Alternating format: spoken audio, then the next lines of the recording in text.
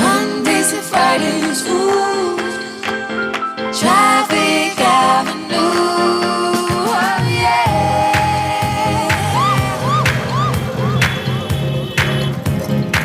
Buckle up and join the best. Let Citi relieve your stress. So yes, let the music soothe your soul and keep it going just to refresh. Buckle and enjoy the ride from 2 to the half of the 5. Mondays to Fridays happening live. Where we gon' have a ball, you can text your guys. Let me tell you what you really gotta do. You can count on us, we come through. We got everything you need, that's true. Are you ready for the Traffic Avenue? Let me tell you what you really gotta do. You can count on us, we come through. We got everything you need, that's true. An applause for the Traffic Avenue. Traffic Avenue, the show for me and you. Mondays to Fridays, ooh, the Traffic Avenue. Traffic Avenue, the show for me and you.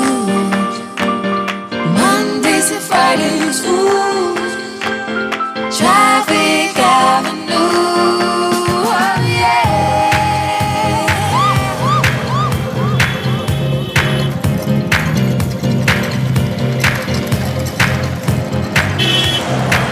Let me tell you what you really gotta do. You can count on us, we come through. We got everything you need, that's true. Are you ready for the Traffic Avenue? Let me tell you what you really gotta do. You can count on us, we come through. We got everything you need, that's true. An applause for the Traffic Avenue. Traffic Avenue, the show for me and you. Mondays to Fridays, ooh, the Traffic Avenue. Traffic Avenue, the show for me and you.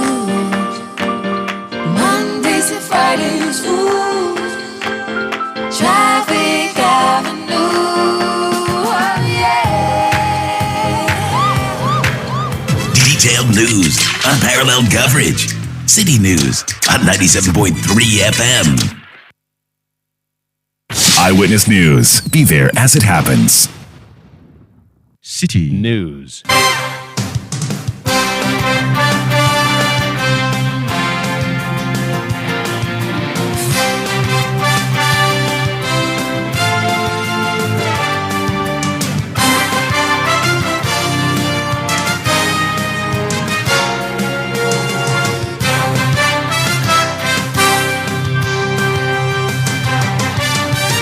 Hello, good evening. Welcome to Eyewitness News, coming to you live from our studios at number 11, Dr. Martin Loop in Adabraka in Accra. My name is Salom Adonu. Tonight I'm here with Ajua Tenkrama Domina. Coming up over the next 90 minutes.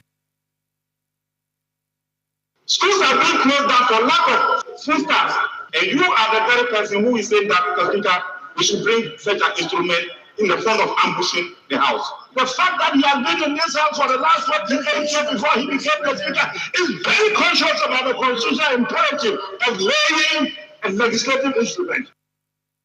Tempest high in Parliament as minority kicks against any attempt by Trade Minister to lay before the House the Export and Import Regulations 2023, which seeks to restrict the importation of some 22 products. Still on Eyewitness News.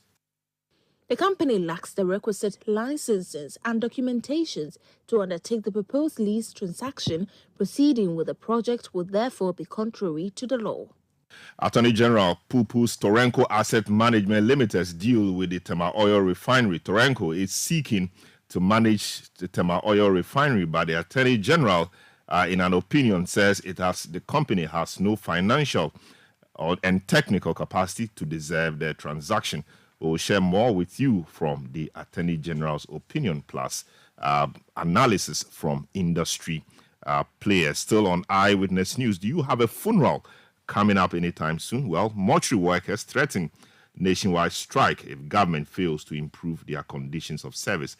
We will examine their concerns and understand what implication their strike will have should they go ahead with their threat.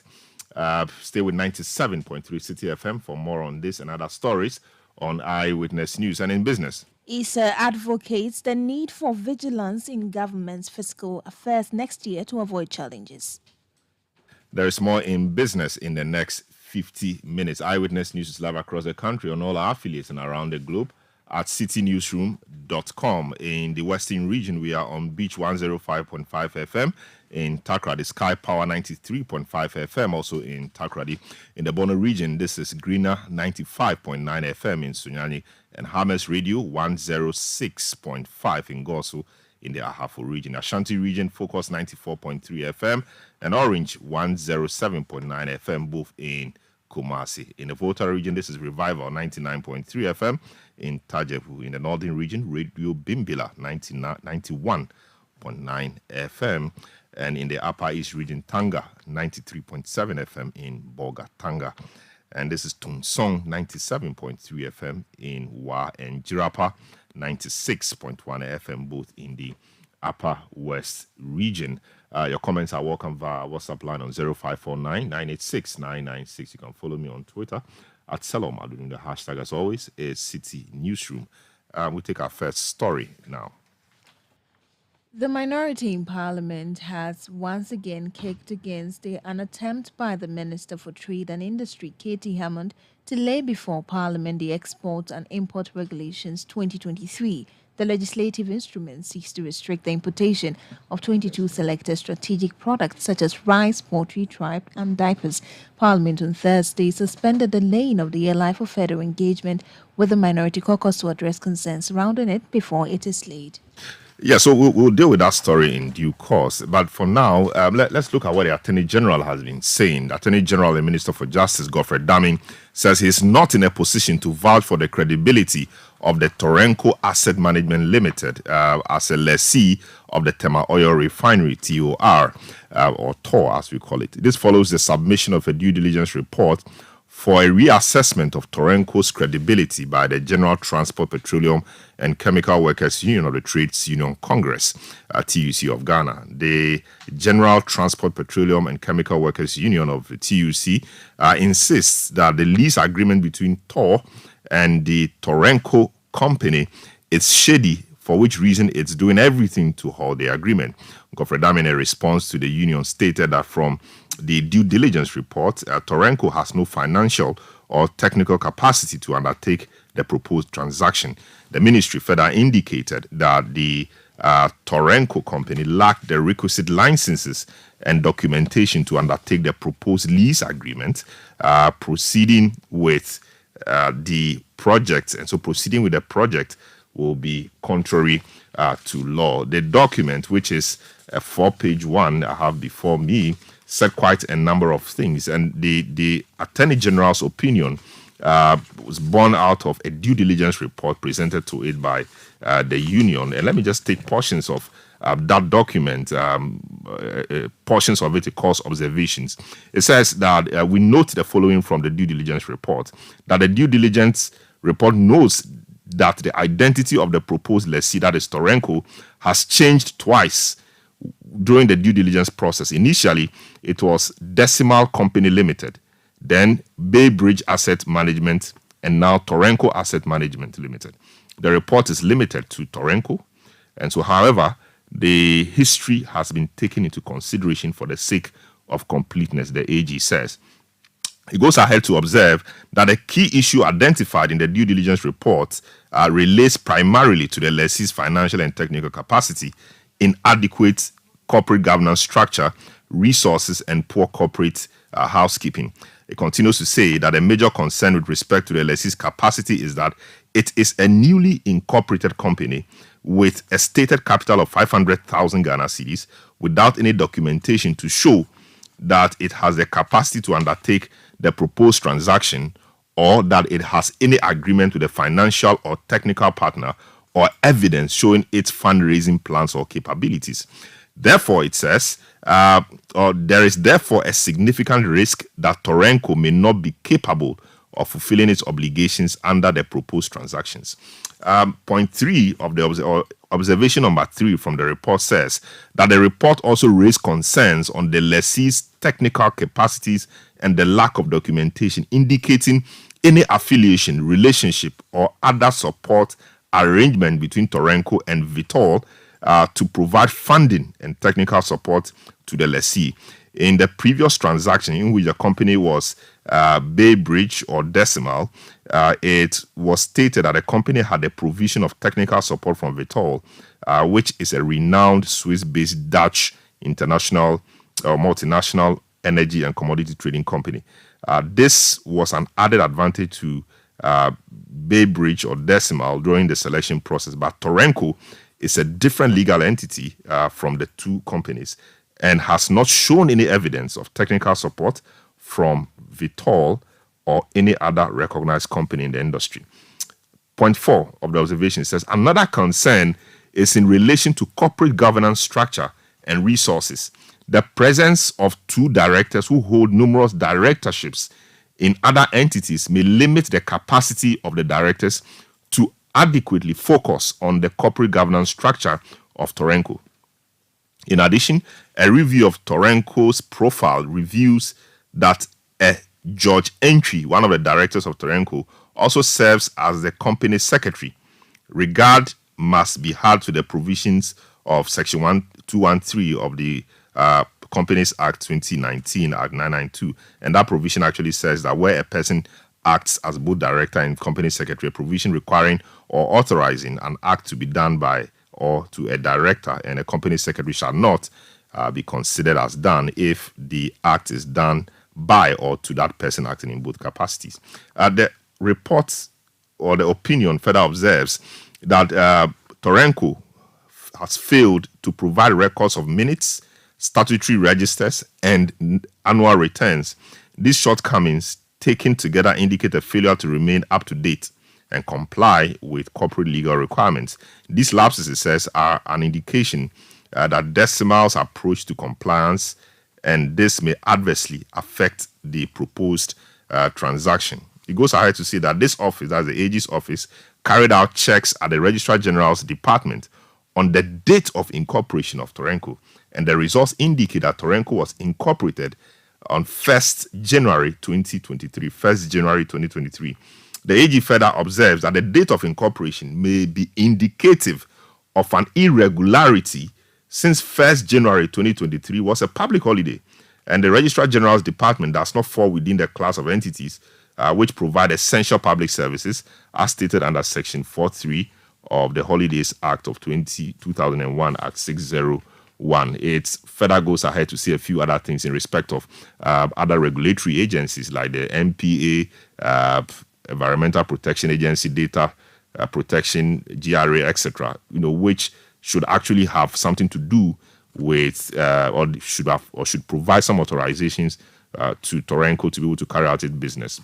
It's saying that they did not find any such evidence. So this is the opinion really flowing from these observations. It says, based on the due diligence report submitted to our office, our enquiries and the above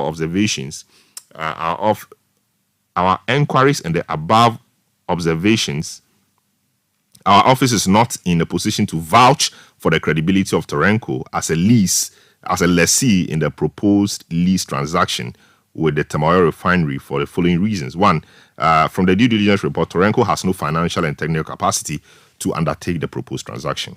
Two, Torenco has no established affiliation with Vitol or any other company which has the needed funds and capacity or technical capacity to undertake the proposed lease transaction, and without whose support Torenco lacks the financial and technical capacity to undertake its obligation under the proposed lease transaction.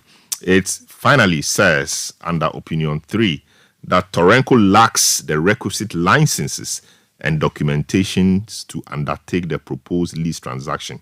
Proceeding with the project will therefore be contrary to law. This is signed by Godfred Yeboadamin, Attorney General and Minister of Justice. This was actually dated 15th November 2023 and was received by the union on the 24th of November 2023. So what this actually means is that they just received it today, And then here we are also having it and sharing with you. Let's speak to somebody who understands the sector.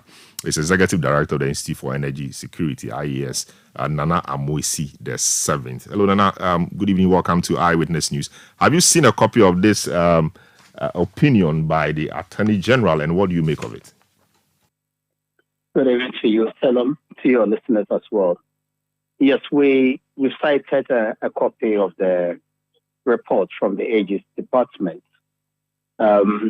Yes, the report is right when it speaks about the form and shapes that this company has taken over the years, over the last 2 years, I think. So it started as Decimal, then became Bay Bridge, then Torrenco.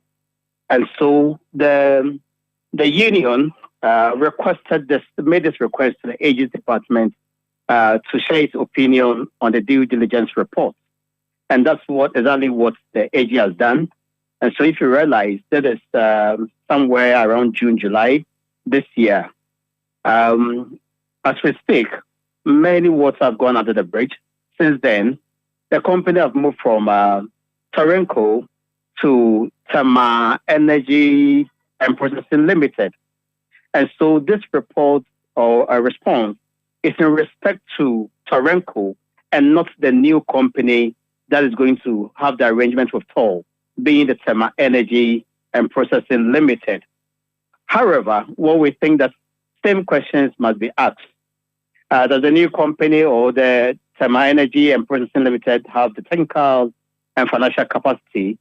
Is it compliant with statutory requirements, talking of acquiring a certificate from the fire service, some form of authorization from the National Petroleum Authority? We must ask these questions to see whether we'll find the same challenge if we consider the Tema Energy and Processing Limited. I see. Did you have any information on this new company or the entity, Tema Energy and Processing Limited? Did you have any information on them? Because, do you have any information on them?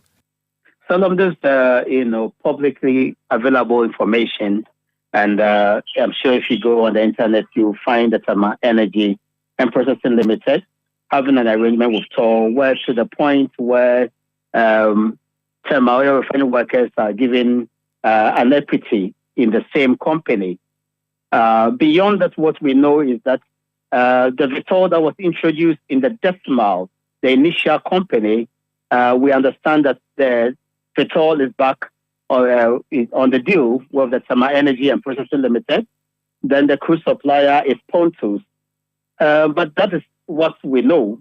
However, we cannot speak to the issues when it comes to regulatory compliance and when it comes to the governance structure of the company.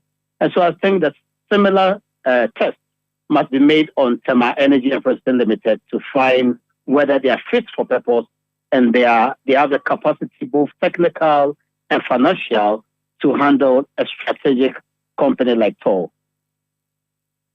Yes, but by asking whether you have any information, I meant, information about ownership, etc. Of course, we can always get this from the Registrar General's department. But, as an industry player, I just wanted to find out whether you knew of or you've known about them, who the beneficial owners or who the directors of this company directors may be, But beyond that, do you find it do you find it interesting or quite concerning that one company has had to change for about 3 times? So we started off with the Decimal Company Limited, then Bay Bridge Asset Management, then Torrenco Asset Management, and now we have learnt of the Tema Energy and Processing Limited, all in an attempt to manage the assets of Tema Oil Refinery. Do you find it concerning that one company or one deal is having to change, name and nature in these forms 3 times? Well, on face value, every deciding person will find it as worrying why we couldn't get it right, for once or at once. But then we have moved from Decimal to Bay Bridge to Torenko to the Tema Energy Processing Limited. What is it that we didn't get it right for once? Is it that we didn't understand the expectation of Tema Oil Refinery? Is it that Tema Oil Refinery is revising, its terms of reference? Or Decimal from the very beginning didn't understand it? Or that, so it's a cause for concern and questions must be asked. That's why I'm saying we believe that from IES point of view, that similar tests must be done. Due diligence reports must be made, available for us to look at it and see whether it passes a simple stress test. I see. Government obviously doesn't appear to have the resources or the money to resuscitate the Tema Oil Refinery. We are attempting to get private sector players to partner with government to bring that entity to life. What, from the view of the IES, will qualify an entity as worthy to partner government in revamping or resuscitating this national asset? What should the person or that artificial person or entity or company have to qualify in your books? So let me state this and put that on record. So the IES has been, a promoter of private sector participation in Tema Oil Refinery, and that's for two reasons. And they will answer your question here. One, for purpose of providing the needed financing to support the operation of toll. And when we say supporting the operation of toll, not just bringing in the crude, but being able to, revamp the toll system, upgrade the system, and make it more competitive with respect to new refineries around, the sub-region. That's very key. And so if you ask me what factors are very critical in determining who, has the capacity to run or partner with toll, we will say that the financial capacity is very key, and technical capacity counts also at top. Technical capacity is very key because if you understand a refinery system, it's built up with heat and pressure and require, a level of skill and competence to handle these parameters. If you don't handle it well, trust me, you will blow up a system. And remember, somewhere in February 2017, one of the furnaces of toll, F1, blew up. And so anybody who wants to come and run toll or support in running toll must have that technical capacity to do that. Toll also requires financing to be able to bring in the crude, to maintain the system, to pay insurance, to pay staff, something government lacks. Government cannot put that money forward. So anybody who wants to come and partner toll should have that as well. Then, of course, any other arrangement that will come up, whether the person has technical or financial capacity, we must see value for money. And this is critical so that nobody comes to fleece us as a country. If the person has that capacity and is providing value for money and a win-win situation, the IES will support that. I see. So in the absence of all these factors and maybe factors you've mentioned, I mean, toll should continue being the way it is, lying there as it is, workers being paid from governments, coffers, etc., without any real value to the people of Ghana. Well, I'm thinking that by this time, many people should have gone home because people are sitting at toll for 2 years and counting. They get paid on a daily basis and they do nothing.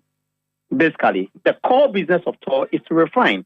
And so if you tell me that, oh, yes, we are receiving products for other companies and we are storing for them and we are using our loading rack to load for them when we are charging a fee, this is not the core mandate of toll.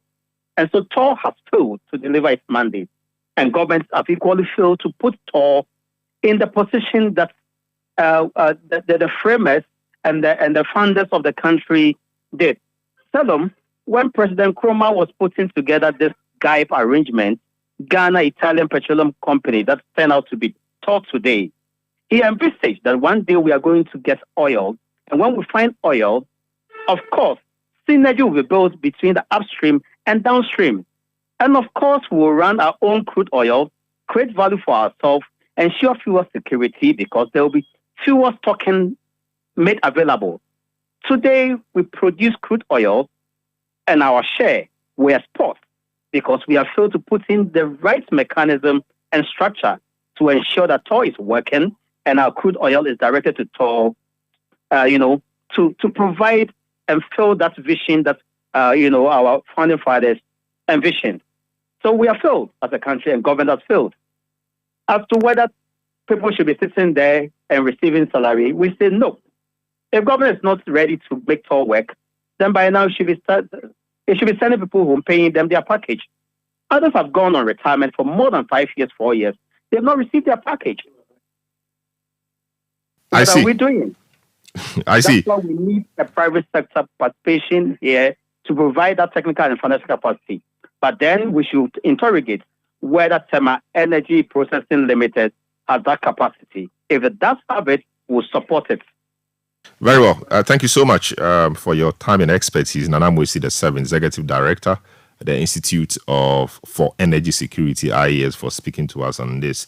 The news is that the Attorney General has authored an opinion on a due diligence report submitted to it by the General Secretary of the General Transport, Petroleum and Chemical Workers Union of TUC in respect of the transaction between Torenco and the Tema Oil Refinery. If you've been following the news, Torenco has been seeking to manage the assets of TOR, or more or less run TOR, and so there was a due diligence carried out on the credibility of Torenco as a lessee of TOR's assets, and report from that due diligence, suggests quite a few worrying things, and the AG, upon the invitation of the union, has authored a view or an opinion on this. And in sum, what the AG is saying is that the company, Torenco, does not have the technical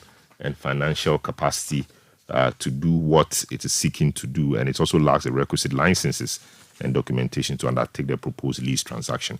Eyewitness News on 97.3 Citi FM will return and take you to Parliament for that story we started with. Don't go away. Eyewitness News. Be there as it happens.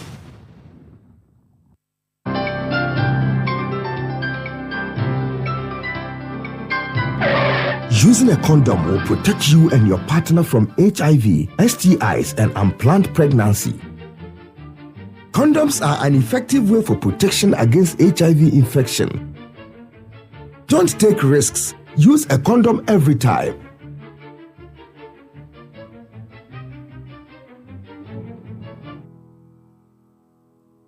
Always come prepared. This advert is brought to you by the Ghana AIDS Commission and Ghana Health Service. Oh, what a nice move towards the cashier. Yep, you can trust my wife for that when she's using my Access Bank Visa card. Oh, look at that. Too much swag. Her swiping is impeccable, especially when Access Bank Visa cards are offering up to 40% discount. Aha, I see where her confidence is coming from. A 40% discount. That's something. What is she paying for? It's a spa moment. Get an Access prepaid, debit, or credit Visa card. Transact and enjoy up to 40% discount when you shop at your favorite retail outlets or Access Bank loyalty partners. Your Access Visa cards can be used for local or international transactions. Access Bank, more than banking. After a busy day at work, consumed by the responsibilities of work, family, church, etc., it's great to get home to a detailed and comprehensive coverage of the day's biggest stories, ensuring that all angles of the various news items are accurately and adequately covered. CNR seeks to leave no stone unturned to bring viewers the best in news reportage. Watch CNR for a comprehensive bulletin of the day's biggest stories at 8 p.m. every single day of the week, only on Citi TV. We interrupt this program to bring you this important information. It's Black Friday! Welcome to the season of discounts at Samsung. This November, you can get up to 2,400 Ghana cedis discount on the Epic Galaxy S23 Ultra. Discounts everywhere! Get 60 to 800 Ghana cedis discount on handsets like the Samsung Galaxy A04 range, A14, A24, A34, and A54. We're also introducing our new Galaxy S23 FE at an unbeatable price. It's Black Friday! The Samsung Black Friday sale is from the 10th to the 26th of November in all authorized Samsung shops nationwide. What are you waiting for? Terms and conditions apply. Let your voice be heard on Eyewitness News on Facebook at facebook.com/Citi97.3, Twitter at twitter.com/Citi973, and Instagram at instagram.com/Citi973 with the hashtag Eyewitness News. Eyewitness News on 97.3 Citi FM. My name is Salom Adunu. I'm here with Ajwa Tinkrama Domina. So let's get back to the story we started the bulletin or the program with. The minority in Parliament has once again kicked against an attempt by the Minister for Trade and Industry, Katie Hammond, to lay before Parliament the Export and Import Regulations 2023. The legislative instrument seeks to restrict the importation of 22 selected strategic products such as rice, poultry, tripe, and diapers. Parliament on Thursday suspended the laying of the LI for further engagement with the minority caucus to address concerns surrounding it before it is laid. But in an attempt to relay the LI on Friday, today, the minority caucus raised concerns about the lack of quorum and consensus to have the LI laid. Let's now go on to the phone and speak to Deputy Minority Chief Whip, the Honorable Ahmed Ibrahim, on why the caucus is against the laying of the LI, even though the minister has said that the caucus has been engaged. Hello, good evening, sir. Welcome to Eyewitness News. Many people thought that this is the way to begin owning our economy, to encourage local manufacturers or local production of some of these items we import. Many people have thought that this is laudable for us to restrict the importation of some of these things, including mineral water, yemuadia, tripe, and all of that. Why is the minority appearing to be frustrating the process? To begin with, let me say a very good evening to your cherished and distinguished listeners. And thank you for giving me the opportunity to have this discussion with you this evening. As a matter of fact, let it not be said that the minority in Parliament is putting just stumbling blocks on the way of the wishes of the good people of Ghana. The whole thing is about engagement and consultation. And if not what the minority did in Parliament today, I don't think you would have called me at Citi FM that we should discuss this issue this evening. What we are seeing is the issues of trade restriction should not just be an event, but it should be a process and a roadmap. We are the people's representatives. We represent the peoples whose interests we are making the laws on.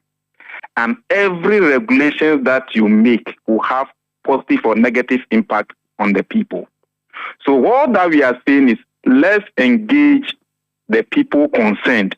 It should not be only engagement between NDC and MPP. Let's engage the people whose businesses is going to be impacted by the action that we are about to take in Parliament. I was part of the people who went to Egypt to go and campaign for Ghana to have the African Continental Free Trade headquarters. And the whole Africa is being headquartered in Accra. Before 2017, the late Professor Mills had built the headquarters of AFTA in Ghana. And we had to lobby for it to be headquarters here. So all the laws that we are going to make, we must take into recognition the international convention, the WTO conventions, and all the things that we have done. So you cannot just say that NDC and MPP should just meet to pass a law.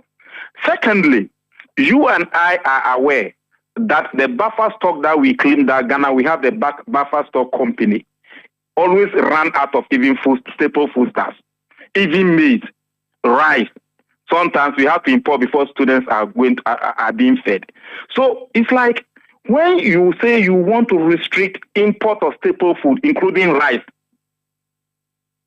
my brother, how many sugar factories do we have in Ghana? Commander Sugar Factory said we could not implement it.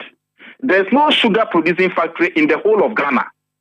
Then we are saying that if you want to import sugar, unless KT Hammond give you approval, then you come to rice. We have our local rice. We started producing locally. It's when you are able to produce locally, store them in your buffer stock, then you can talk with the argument that I've been able to produce, I have stocked them, people are not patronizing it, then let me export it. Let me restrict it. Put that one aside. In economics, we call something taste and preferences. If it is a policy of government to encourage consumption of locally produced rice, government should make sure that the rice that we produce and supply to our free SHS must be locally produced rice. My brother, go to even the free school feeding in the primary schools. Go to the free school feeding in the secondary schools. Most of the rice that they are cooking for them is foreign imported rice. You haven't developed the taste. And you are the government who pay for those rice. So if you say government want to control and restrict importation of rice, restrict importation of poultry, restrict importation of cars, and do you know that car dealers, when we pass the luxury tax, the luxury car tax, the car dealers put pressure on government that decision was rescinded. So even if that, you could not sustain it. Now you are saying that we should give you a regulation to restrict the importation of motor cars. We are saying that no, we did it first and we couldn't survive. Let's go and consult those who import the cars. Let's go and consult the rice importers. Let's go and consult the Ghana Union of Traders Association.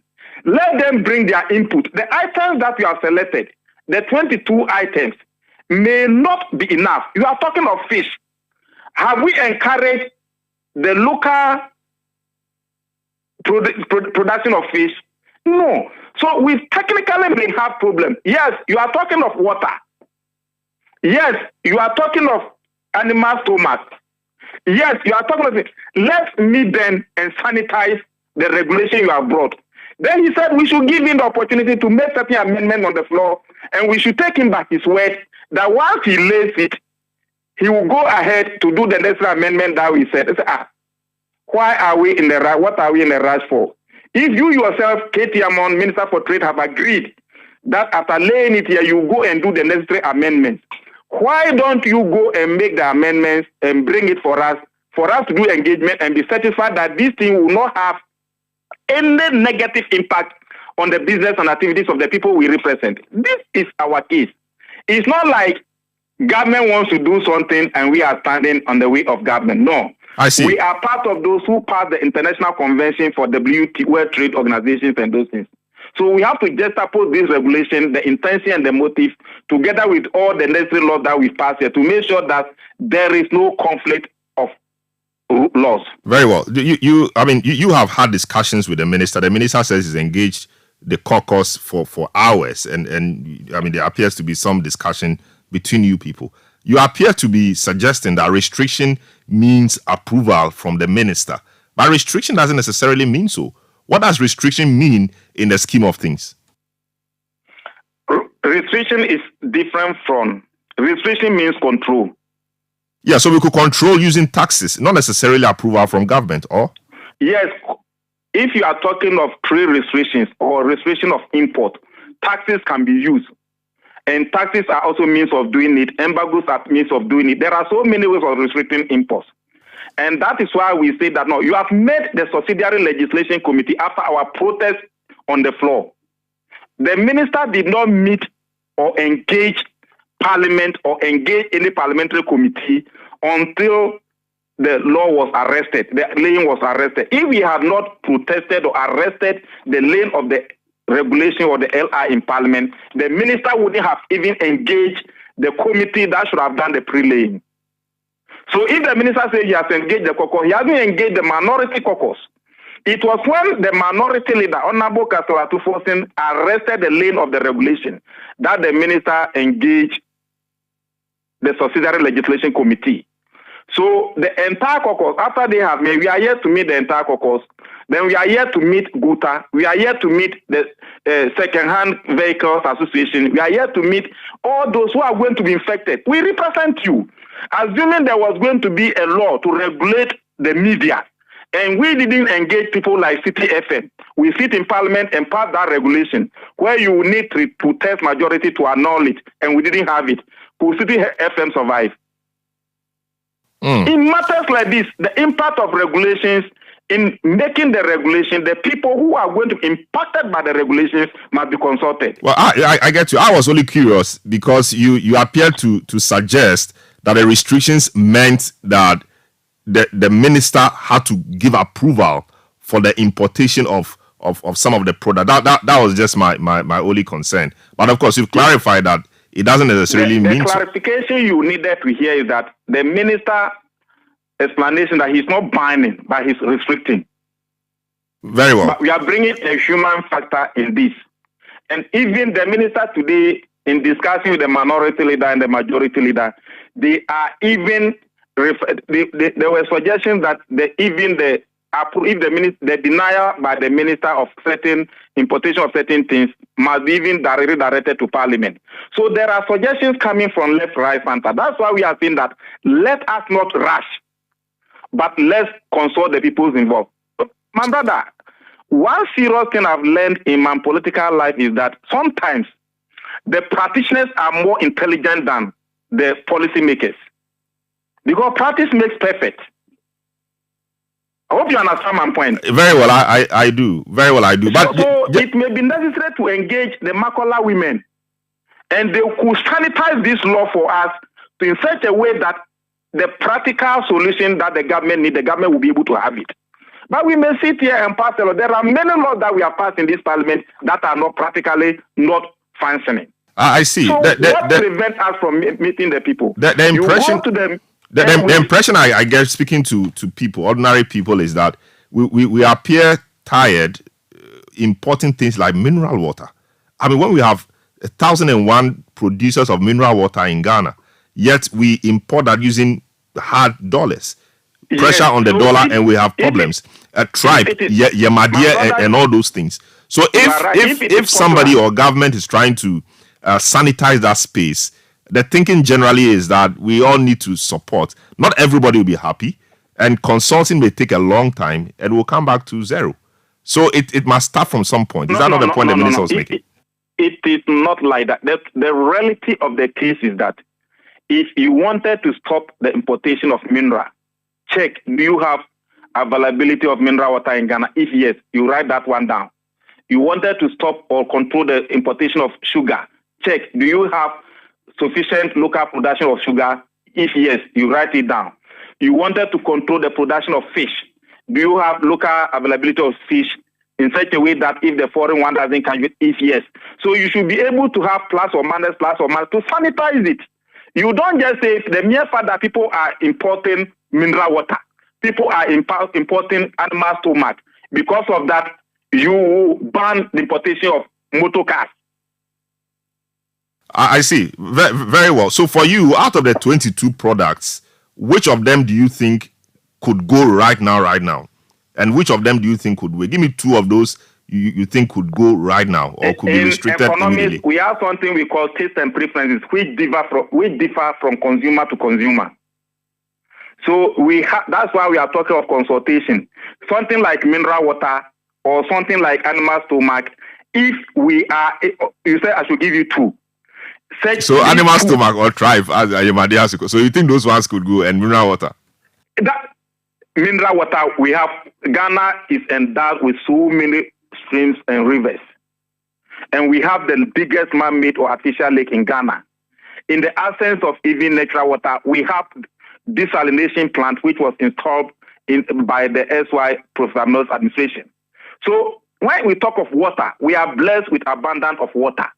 All we need to do is to make sure that we are able to sanitize the local production of water to get quality water that we produce. And this is not just an event. So clearly, there might be the need for us to engage and sanitize the items. But all the 22 items, you may have problem with, I may have problem with, but there must be a middle way. But to say that you ambush the people's representatives in parliament with such an important, controversial law, you meet the opposition that you met today. Not that we are against local production. Let's all come together. What is government local production strategy towards all these 22 items? We must have a roadmap. Very well. I want to thank you so much for talking to us and all that you do. Ahmed Ibrahim is the Deputy Minority Chief Whip. So after raising this issue on the floor of Parliament or arresting the lane of the LIR, he put it, Katie Hammond, the sector minister, was not happy at all. Let's listen to how he responded. I find it extremely appalling that a member of this House could threaten a sitting, a competent, and the legally elected deputy speaker, the second deputy speaker of the House. I find it atrocious. It is in bad taste. Who is he appealing to? That the speaker has confidence in you. The speaker has whatever in you. The speaker doesn't need to have anything in you. Constitutionally, you were elected to that seat. You were entitled out of right, Mr. Speaker, to sit there. He cannot blackmail you because another speaker of the substantive may have said something. In any event, what the substantive speaker, Mr. Speaker, said yesterday is contrary to what he is saying. So I'm not sure whether he was here till we close, but I sat through here the whole of yesterday until we close. Mr. Speaker, the lawyer that he is, the practitioner that he is, the fact that he has been in this house for the last 28 years before he became the speaker, is very conscious about the constitutional imperative of laying a legislative instrument. Speaker, this is what he said. We asked for the document to be raised, to be laid, and then actually alerted you that there was this document. He sent back and said he was aware that the look had been given him. He will look at it. Subsequently, he didn't appear to be approaching it. And then it was the majority leader who then, I'm sure it was the majority leader, if I'm wrong on that correctly, made a point to him. And then he said that when he had seen it, but why he was hesitating is this. We all know the constitutional provisions and imperatives of laying a legislative instrument. Obviously referring to the fact that it is the province of the particular person who brings it, be it the minister or if any other person has the authority to bring it, it is that authority who brings it to the floor, lays it before Parliament, and the drafters of the Constitution in their own right have made in their wisdom, collective wisdom, has talked about the reason why it should take a particular process and not the usual process, the Speaker, of laying bills into this House. Because in the case of bills, it relates for debate, available for debate by all the House. For some reason, it was decided by the drafter, the premise of the Constitution that legislative instruments were peculiar. They were going to get just the person who by law has the authority to lay it in Parliament to decide on what they want to do. Mr. Speaker, it was on the basis of this that after he has drawn our attention to this fact, that he said, well, he was wondering what it is that we want to do, because he knew that the minister has the constitution to raise it. They have no say in whether it's laid in this house or not. No one, no one will respect the speaker. The speaker has absolutely no right over whether a legislative instrument is laid in this house. That is the constitution. All this threat, all this talk about that the speaker has the right to you, has to worry about you. All right, so you had Minister for Trade and Industry, Katie Hammond, quite not so happy, responding to the minority on the floor of Parliament after in the words of Ibrahim Ahmed, Minority Deputy Chief Whip, So they arrested the laying of the LI. Now, let's do some other story. The ranking member on the Energy and the Education Committee of Parliament, Peter Nochukotoi, is calling for an investigation into the distribution of approximately 300,000 bags of rice suspected to be infested with maggots to senior high schools. The legislator alleges that the rice imported since 2021 remained uncleared at the ports due to high import duties, causing them to reach their expiry date. He urged the Food and Drugs Authority, the Ministry of Education, and other relevant stakeholders to investigate the matter, expressing concerns about the potential negative health implications for students. This laments rice, which was imported to the country in 2021 and had been kept at the warehouse for all this time. And my investigation showed the inability of the importers of the rice from India to pay the duties that are to be paid, made the rice to be put over there. Then, a few weeks ago, this rice was taken out of the warehouse and distributed to secondary schools in the country. That is why I brought it up at the highest level, which is Parliament. So it's now left for those who are responsible, maybe Food and Drug Authority or the Ministry of Education and whoever, to go and do their own investigations and find out how did the rice get to the schools. I have made the allegation, so it is for them to investigate and then report back that what I said was true or not true. All right, so we had the ranking member on Parliament's Education Committee, Peter Nochukotoi. Ajwa. Now, Mortuary Workers Association of Ghana has served notice of an indefinite strike beginning Wednesday, November 29, 2023. The association cited unsuccessful efforts to get their concerns addressed, particularly regarding harsh working conditions and unmet agreements with the government. General Secretary of the Mortuary Workers Association of Ghana, Richard Kofi Jordan, expressed frustration and urged the government to fulfill their commitments. Signed some memorandum of understanding concerning that of, remember the coronavirus package that the president promised some years back. I think 2019, the president promised 50% coronavirus motivational package for frontline health workers. At that time, many of the mortuary workers were exempted for some reasons, which we thought was not fair. So we petitioned the president of the nation, and the president acted on it.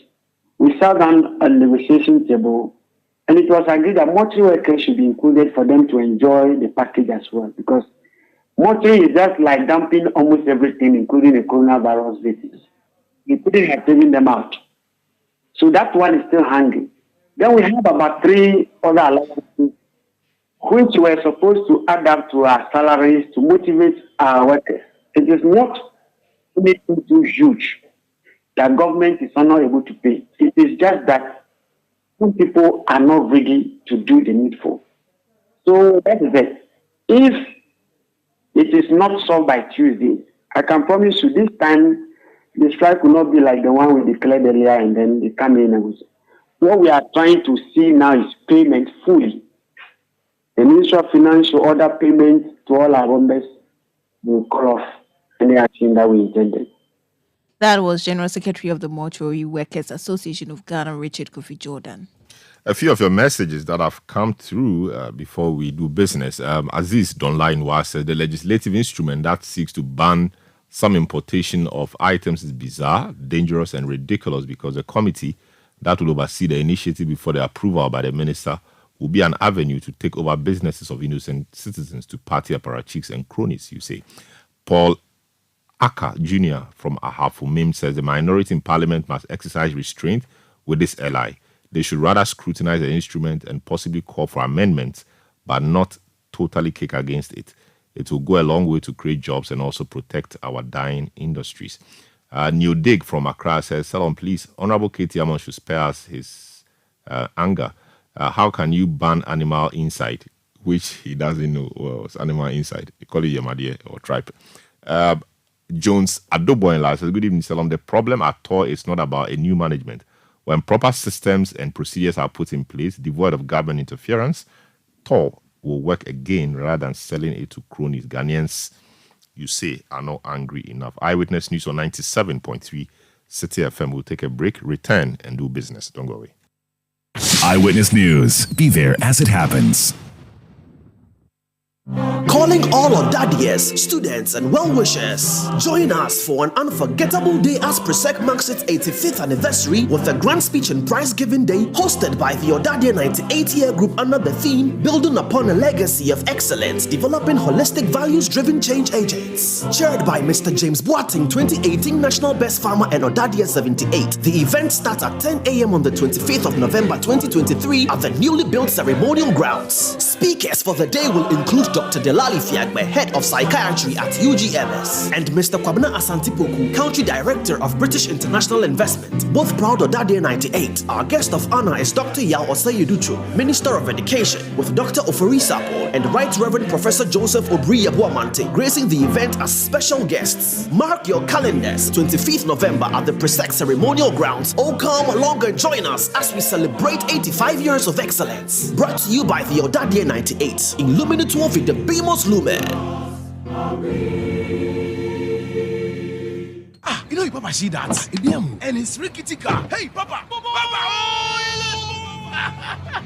Bobo, so how your engine now? It is half man, half amazing. Thanks to Quartz and you can feel better energy. Can't touch this. Actually, guys, so Sancho's engine just died like that? Yes, so somebody managed to convince him that there is a better engine oil than Quartz, and he switched. Sancho Panza. Now, which engine oil can be better than Quartz? No other, my guy. Quartz with its age-resistant technology, it keeps your engine younger for longer. Now you know. Have you guys seen the new bottle design? It's superb. Quartz 9000 from Total Energies there improves fuel efficiency. Why do you think Mr. Mane and Logoso have taken the Quartz Nation movement World Cup like that? Sorry. Chairman. Hey, Quartz. Keep your engine younger for longer. We interrupt this program to bring you this important information. It's Black Friday! Welcome to the season of discounts at Samsung. This November, you can get up to 2,400 Ghana cedis discount on the Epic Galaxy S23 Ultra. Discounts everywhere! Get 60 to 800 Ghana cedis discount on handsets like the Samsung Galaxy A04 range, A14, A24, A34, and A54. We're also introducing our new Galaxy S23 FE at an unbeatable price. It's Black Friday! The Samsung Black Friday sale is from the 10th to the 26th of November in all authorized Samsung shops nationwide. What are you waiting for? Terms and conditions apply. Are you ready? Val Real Estate Ghana is thrilled to continue its success story in Accra by revealing Legato Heights, where melody meets luxury. Prepare to be dazzled by high-rise elegance at unbeatable off-plan prices. Situated in the prestigious location of Ridge, Legato Heights promises a lifestyle of opulence and convenience. It's not just an apartment complex, it's an experience crafted for the discerning few. Join the anticipation and watch this space as we launch this development on the 24th of November. To book your unit, call us toll-free on 0800 888 888. Val, Africa's gate to real estate. Eyewitness News. Be there as it happens. Get the details. Every significant financial transaction, every market movement, and all the policies that affect your business. City Business News. Be informed. Time now for the City Business News on Eyewitness News, brought to you by JCB Bank PLC, JCB Personal Loan. Make that big move and dream a reality. My name is Adjoatin Kramadomna. Let's settle for the details now. The Director of the Institute of Statistical, Social and Economic Research, Professor Peter Korte, is advising the government to break away from the trend of the political business cycle in the upcoming election year. This advice comes in light of recent fiscal challenges, notably the 2023 Domestic Debt Exchange Program, which he highlighted as a cautionary tale from past financial missteps. Speaking during a post-budget review, the director of the Institute, Professor Peter Korte, emphasized the critical need for vigilance in fiscal affairs during the election year. Breaking the political business cycle in 2024 is a test case. It is really a test case, in the sense that given what we have been through, the painful domestic debt exchange program and all the wahala we've been through, I don't think 2024 we should behave the same way we behaved in 2020 or in previous election years. We have learned our lessons the hard way. And I think if we don't learn or we don't apply the lessons learned in 2024, then I'm afraid we have no hope. You heard the director of the Institute of Statistical, Social and Economic Research, Professor Peter Korte. The Ghana Cocoa Board has expressed its readiness to implement the European Union Corporate Sustainability Due Diligence Directive ahead of the December 2024 deadline. The directive is a major piece of EU legislation that will require EU and non-EU companies to conduct sustainability due diligence in their supply chains. With the current piloting exercise being undertaken in parts of the country, Deputy Chief Executive in charge of agronomy and quality control at Cocoa Board, Dr. Ebenezer Owusu, says Ghana is ready for the takeoff of the policy. In 2 districts in Ghana, and by that I mean Asinfosu and then New Edibiasi area. And these 2 were selected for good reasons because we look at the requirements, deforestation, child labor. So these more or less will represent Ghana. So once we are able to test and accept what pertains to these cocoa districts, then we'll roll it out to the entire country. So currently we have given ourselves our deadline. We hope to finish this pilot study by end of this year, and then by March, we are going to more or less start rolling March and the next year, March 2024. We are going to roll it out in the entire nation. Even though the EU requirements, they have set 31st December 2024 as the deadline. We want to finish ours by March 2024 and test the system to see so that if there are any challenges, we will address them before the deadline. Dr. Ebenezer Owusu is Deputy Chief Executive in charge of agronomy and quality control at Cocoa Board. Meanwhile, Netherlands Ambassador to Ghana, Jeroen Verheus, speaking to the media on the sidelines of a workshop on the EU Corporate Sustainability Due Diligence Directive, says Ghana cannot afford to fail with the implementation. The first regulation that has been introduced looks at deforestation, preventing deforestation. So one of the aspects that the regulations look at is to produce cocoa without harming the forests, without harming the natural environment. The regulation that we are discussing here, or the directive I should say, is promoting human rights observance in the sector. And human rights relate to labor condition, to child labor, to forced labor, but also to income, living income for the farmers. So these are the aspects that we are looking at. Failure is not an option. We need to work together to succeed because we need the products that Ghana is producing and Ghana needs the market that we are offering. So we have a common interest in making this work. Netherlands Ambassador to Ghana, Jeroen Verheus, speaking there. Now, the Ghana Investment Promotion Center, GIPC, is emphasizing the critical need for indigenous businesses to have a positive outlook towards initiating partnerships. This, according to the investment center, will accelerate active participation of the private sector in economic transformation. Here is Chief Executive Officer of GIPC, Yofi Grant, speaking on the essence of mutual partnerships. Sometimes we do not really understand the nature of the partnerships and what it brings. I'll tell you something. In terms of capital, it's clearly stated that when you have international capital investors come in, it brings down your cost of capital by 8%. When you add the multilateral banks and financing institutions, another further 10%. When you bring government, create public-private partnerships, and those 2 together, it brings down your cost by 40%. So, and in Ghana, we have a traditional belief of people holding on to their companies and not willing to share even the risk, much more the rewards. So I think even in the private sector, there are issues that we need to engage, just not at the policy side, but our business culture is another issue. That was Chief Executive Officer of the Ghana Investment Promotion Center, Yofi Grant. Moving on, the Executive Secretary of the World Technology, Dr. Nana Ohene Asante, has bemoaned Ghana's shortfall in a cohesive economic policy for digital advancement. Drawing attention to Kenya's comprehensive digital economy blueprint, he urged the government to consider it as a model for advancement. Speaking during the Ghana Digital and Financial Inclusion Roundtable event held by the West Africa ICT Action Network and the Internet Society of Ghana, Dr. Asante stressed the need for the government to make adequate investments in the digital sector. Ghana lacks economic policy, which is for digitization. This is what Nigeria has developed. National digital economic policy and strategy. And there is a need for government to tackle these things. We look at some few things where the government has not put in place. We don't even have a national digital economy platform where we discuss.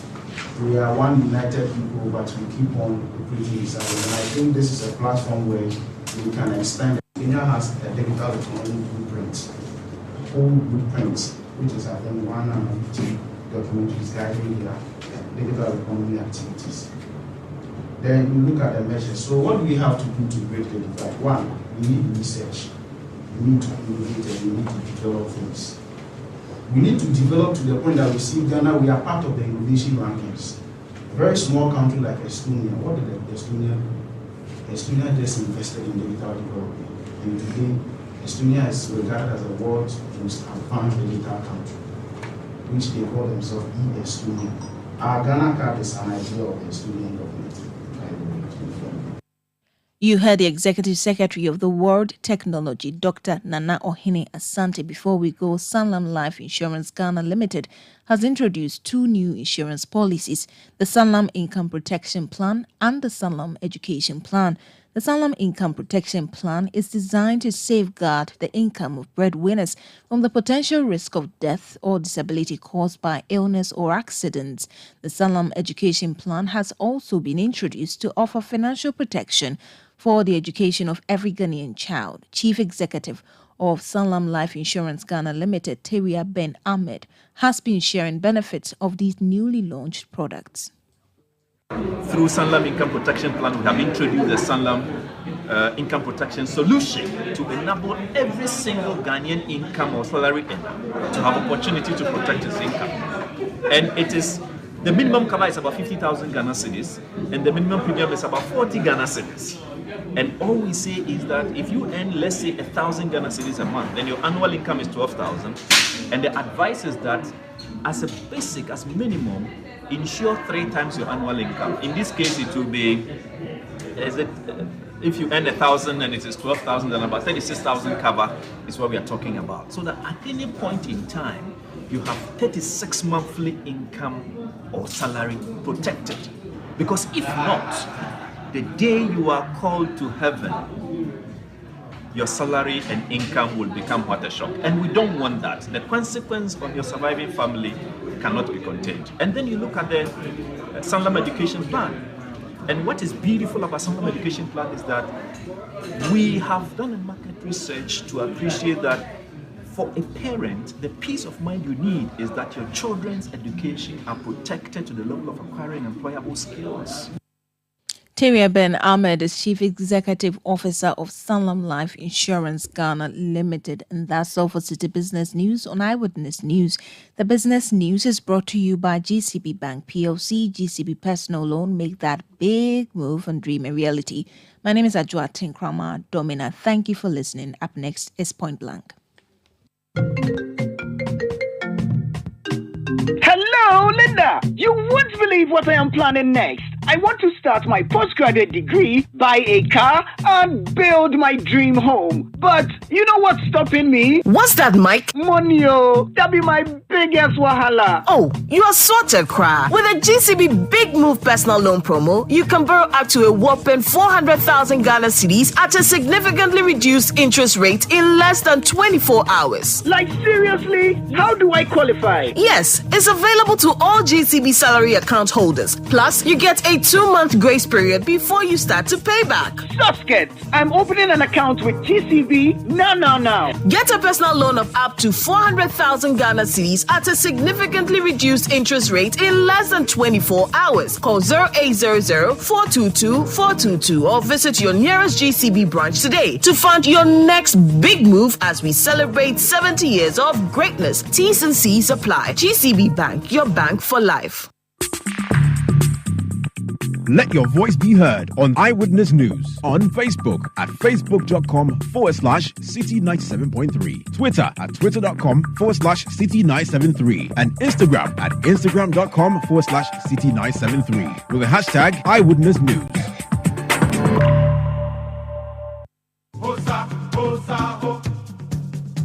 The Association of Ghana Industries, in collaboration with the Ministry of Trade and Industry and Ghana Standards Authority, present the 12th AGI Ghana Industry and Quality Awards. Theme: Promoting Local Production in an Ever-Changing Business Climate. Date: Tuesday, December 12, 2023. Time: 6:30 p.m. at the Grand Arena, Accra International Conference Center. Major sponsors: Goyle, Rono Motors, Olam Agri, GCB Bank, B5 Plus, Nexons, Promasidor, GB Foods, Ghana Gas, Precious Mineral Marketing Company, Latex Foam Ghana, Activa International Insurance, Silver Star Auto, Unilever, and Gasem. Co-sponsors: Casa Preco, Coca-Cola, Accra Brewery, Guinness Ghana Breweries, Sleek Garments, Africa Health Supplies, and Baltic Ghana. For tickets, call 0547 474871. Be part of this excitement. I'm afraid! Media Sambisanda Moa. And the Amratiano, Mumu, I panic to be no put on Pemman Yakono. Eh, Quabna. No Mumu wants me to be just smiling my money in that day. And the crew, complete to me number don't be so you super accident ever. I didn't buy the Braille. Who see it in a mobile? Some man are ordering. Sir, I now could you soon use super accident Chaco. Then really dear a mouse who you could fit. No, what you ask you, my mother feel you. Kojo, sir. Yeah. Pepsodent Eba and a Pepsodent Chaco. A baby, you're gonna natural. FTIJ Jadian Katoyatu. You know, Papa, see that? And it's rickety car. Hey, Papa. Bobo, so how your engine now? It is half man, half amazing. Thanks to Quartz and you can feel better energy. Can't touch this. Guys, so Sancho's engine just died like that? Yes, so somebody managed to convince him that there is a better engine oil than Quartz, and he switched. Sancho Panzapa. Now, which engine oil can be better than Quartz? No other, my guy. Quartz with its age-resistant technology, it keeps your engine younger for longer. Now you know. Have you guys seen the new bottle design? It's superb. Quartz 9000 from Total Energies there improves fuel efficiency. Why do you think Mr. Mane and Logoso have taken the Quartz Nation movement World Cup like that? Sorry. Chairman. Quartz. Keep your engine younger for longer. Are you ready? Val Real Estate Ghana is thrilled to continue its success story in Accra by revealing Legato Heights, where melody meets luxury. Prepare to be dazzled by high-rise elegance at unbeatable off-plan prices. Situated in the prestigious location of Ridge, Legato Heights promises a lifestyle of opulence and convenience. It's not just an apartment complex, it's an experience crafted for the discerning few. Join the anticipation and watch this space as we launch this development on the 24th of November. To book your unit, call us toll-free on 0800 888 888. Val, Africa's gate to real estate. Eyewitness News. Be there as it happens.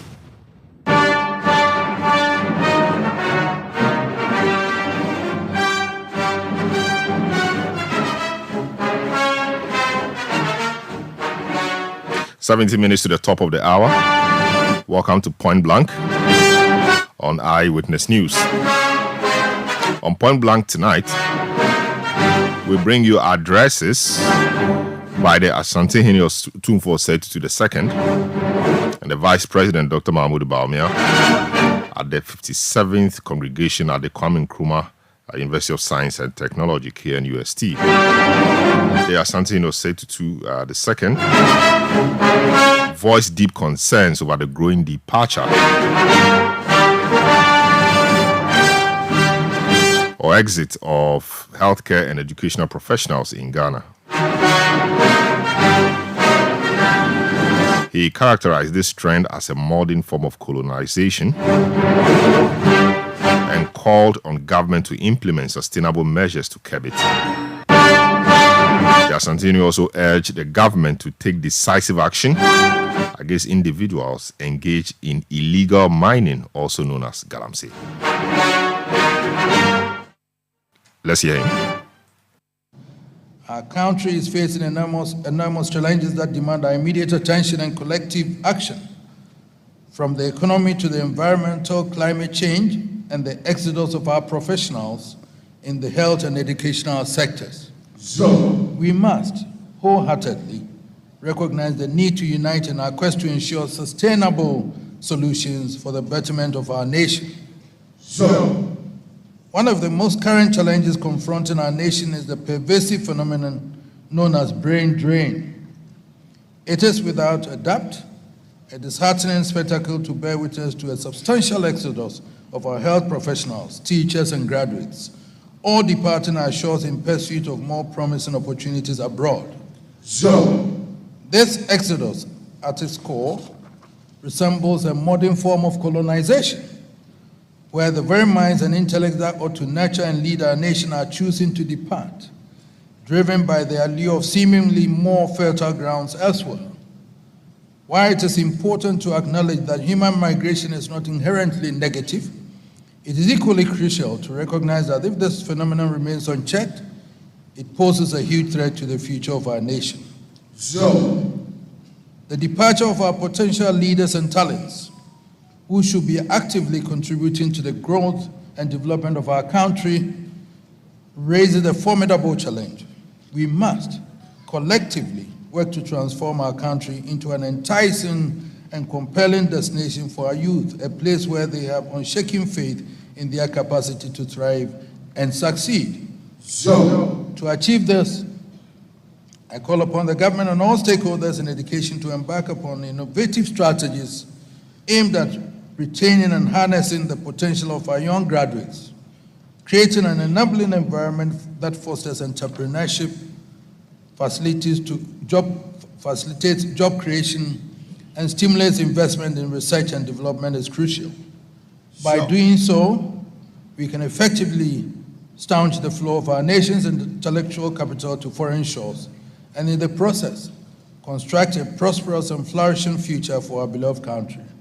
Let us unite our efforts, therefore, and resolve to confront this challenge head-on for the betterment of our society and the preservation of our nation's bright and promising future. And with all due respect, on this topic, I've lived abroad before, where we worked in restaurants and all those things, even though we had gone through the tertiary university here before we went there. So the people here are much better than living in abroad, and we have to be honest with ourselves. Because graduates and all that, people qualified and not getting the work they want to do because they are taken to hospitals to clean and all those things. Whilst you are here, we accord you all the respect and dignity as a lecturer, as a professor, as everything. So please, let's stay here and work.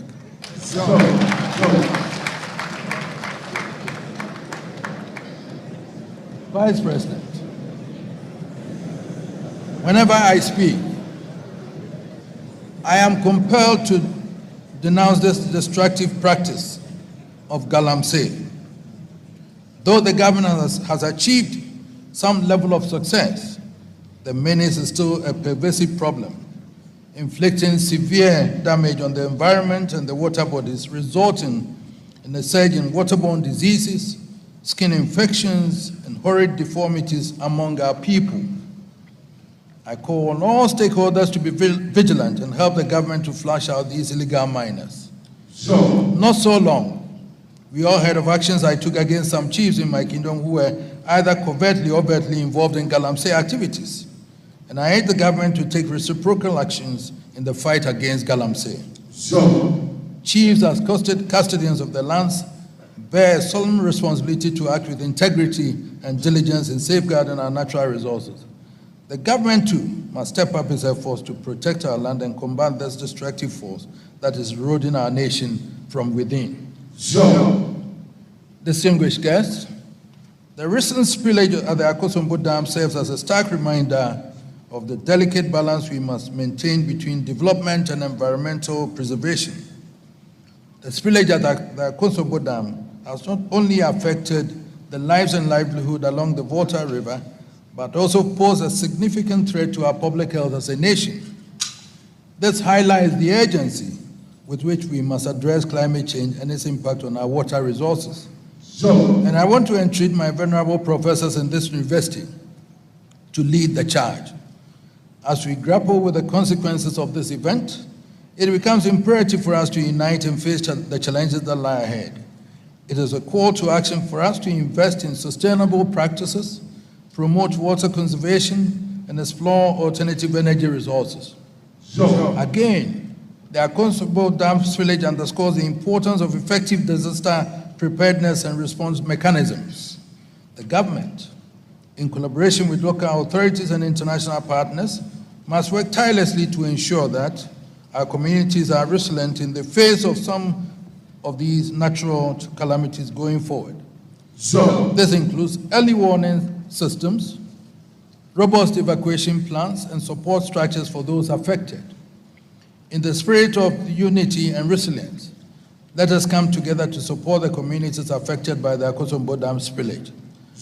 Let us provide aid, not just in the form of immediate relief, but also in the form of sustainable development initiatives that empower these communities to rebuild and thrive in the face of adversity.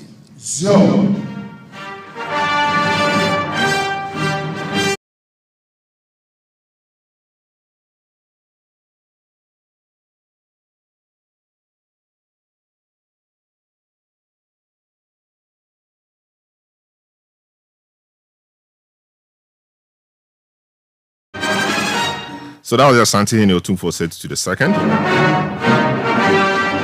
The vice president was at the event.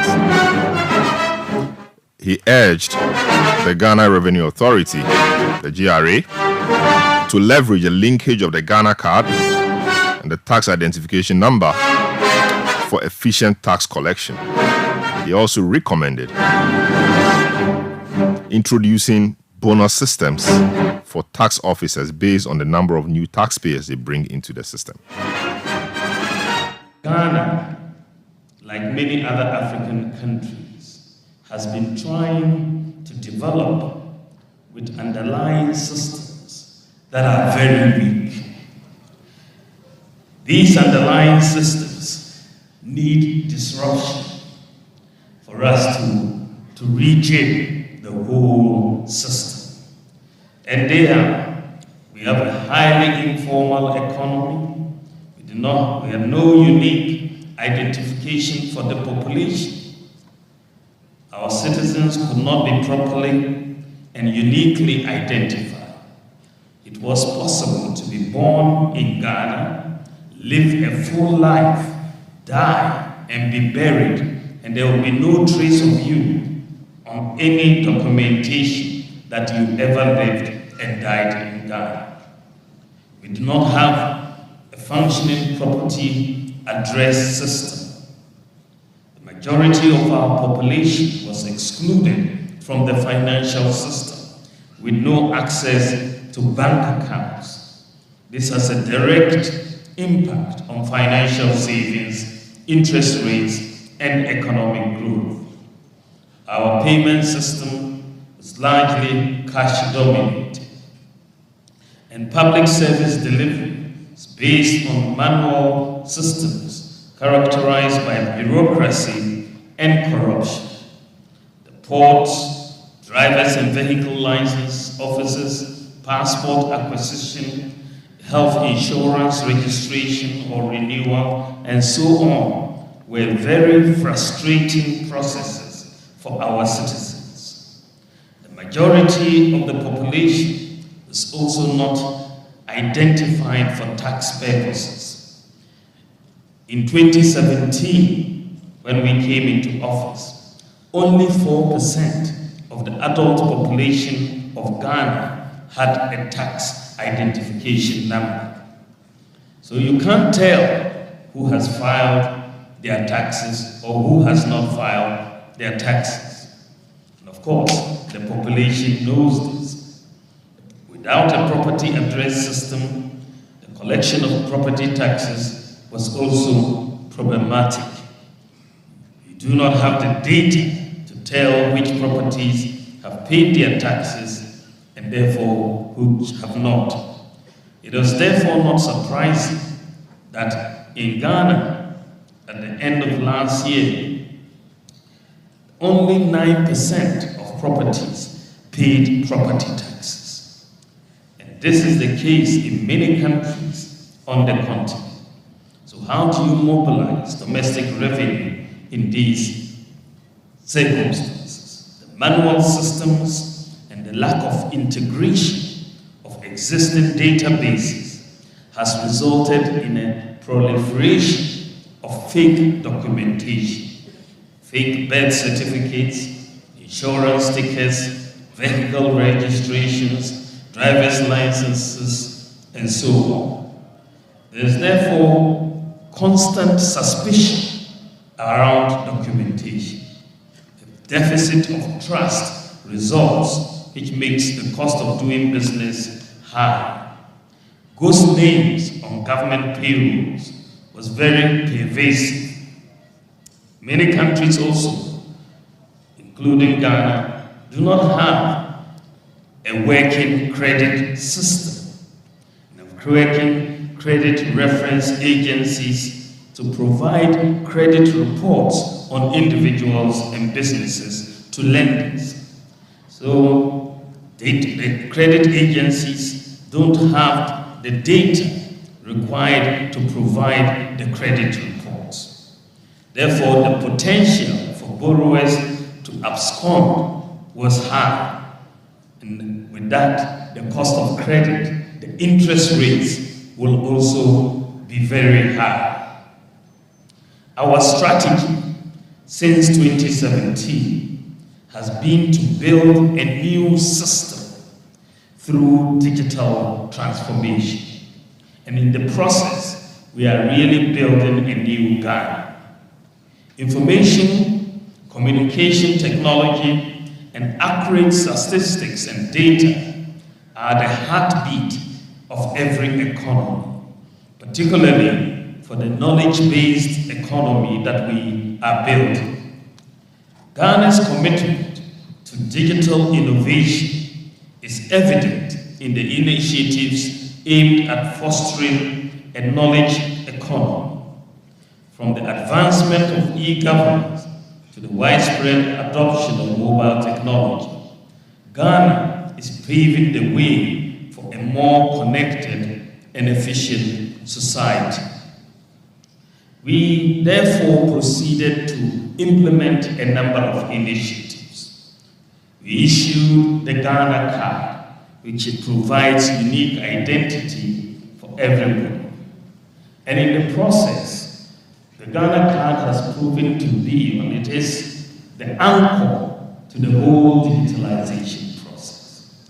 So we realized that most people did not have tax identification numbers. And so we said that your Ghana card number will be your tax identification number. By taking that decision, we increased the number of people with tax identification numbers from 4% to 85% today.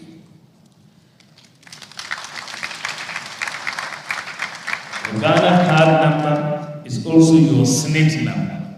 It's integrated with SNIT.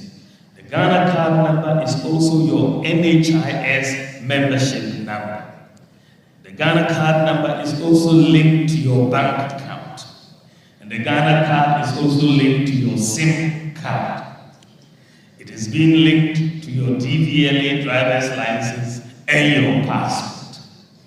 So we are building an ecosystem in which nobody will be able to hide. Everywhere you pass, you will find it. It is very interesting that it's because of the nature of the ecosystem that we are building, which allows visibility across a spectrum. That is why we are able to do the no guarantor student loan without a need for a guarantor. They needed a guarantor because we didn't know how to find you. But now, with the Ghana card, we know exactly how to find you. We know your phone number, we know your bank account number, we know your SIM number, we know your NHIS number. So if we are looking for you, we will find you. One of the interesting and remarkable pieces of work that has been done over the last year is an integration of the databases of the Ghana Health Service, the Births and Deaths Registry, and and the National Identification Authority. We have completed that work, and Your Majesty, I'm happy to say that next month I am going to launch a new system, a project that will start working next month, where every child born in Ghana from birth will be given a Ghana card number.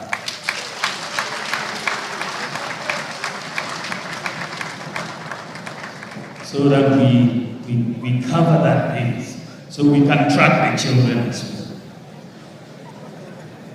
The Ghana card today also works as an e-passport in terms of travel from abroad to Ghana, and it's acceptable in 44,000 airports in the world, because we've registered it with ICAO and have gone through all the processes. The Ghana card will also become this anchor for a credit system in Ghana. I visited a couple of car manufacturers in Accra, notably Solar Taxi, and they manufacture cars, and they give the cars on credit to people. And the credit, only information they need from those people is their Ghana card. You give them the Ghana card, they will give you a car, you work and pay over. So that was Vice President Dr. Mahmoud Bawumia speaking at the 57th congregation of the KNUST. This has been our show for tonight. It's been produced by Nana Kobna Wilson and Beverly London. Technical assistance given by Daniel Squash. Social media support by Edwin Kwakofi. Earlier you heard Ajwa Tinkraman Domina. My name is Salom Adonu. Make a date with me tomorrow at 9 a.m. as we discuss the most topical stories for the week on the big issue. Have a good evening. Up next is Sports Panorama. Good evening.